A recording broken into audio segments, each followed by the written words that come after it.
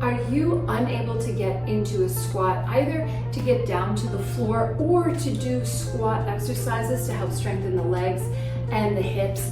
I have a quick test for you can do right now at home to determine if your ankles may be one of the reasons why you can't get down into that squat. Now, there's many reasons that we could be limited in our squat ability. It could be issues happening in the back, in the hips, and the knees, but the ankles are often overlooked as a reason why we can't get deep into our squat. So if this kind of content is something that you enjoy and you're learning from, please give it a thumbs up and hit the subscribe button. Also hit the notifications so that you'll get videos as they come out. You'll be alerted to them. All right, let's get into this quick test.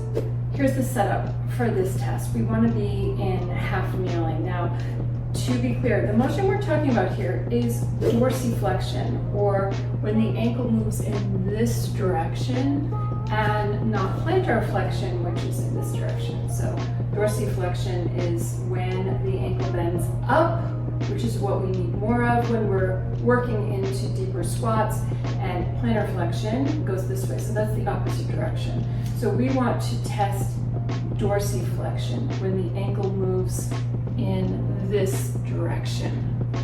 Okay, so your setup is against the wall, and what you're going to do is take your hand, put it down in front of the wall, and you're going to put your toe of the other foot that distance from the wall. So you could measure this to be about 5 inches, but super easy to just use the width of your hand as to where you'll place your foot. Now from here, you're just going to drive the knee straight forward, so keep it in alignment with the foot. Don't let it go out or in. Keep it right over the foot, over that second toe. And what you're doing is you're seeing how far you are from the wall, keeping the heel down. So that's really important, is to keep that heel down to the floor and then moving the knee forward to see how far you are from the wall. And you can just, visually measure that, or you could take an actual measurement. And so that's what we need. We need to be able to get our knee to the wall in order to get down into a decent squat.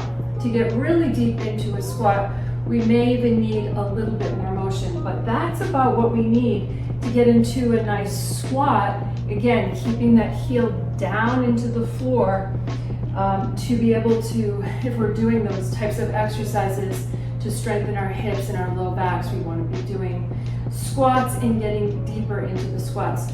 We need that ankle motion. So this is a great test to see, are my ankles limiting me? Now, where should you feel it? You should feel this in the back, the lower part of the lower leg, right in behind the ankle. You might feel up here a little bit. You shouldn't feel pain in the front of the ankle. So that could mean that there's some impingement in the, what we call the subtalar joint, as that lower leg moves over the foot. If that's the case, do not push it.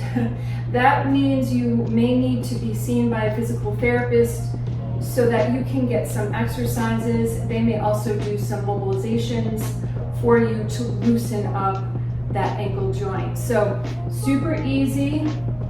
We are just moving the knee forward, seeing how far we are to the wall. Don't forget to compare it to the other side. Again, use that hand as a means to measure how far that big toe is from the wall, coming straight forward and into the wall, keeping that heel down and seeing. Now for me, this side is easier to do than my left side. So I have to work on more left ankle mobility exercises in order to get into a little bit deeper squat. All right, so that's it. And stay tuned. I will be giving you more exercises on how to loosen up the ankle. So I want to know, how did this test feel for you? Were you able to meet the wall? So that's the first criteria. Could you meet the wall? And how did it feel side to side? Let me know in the comments below. I'll see you next time.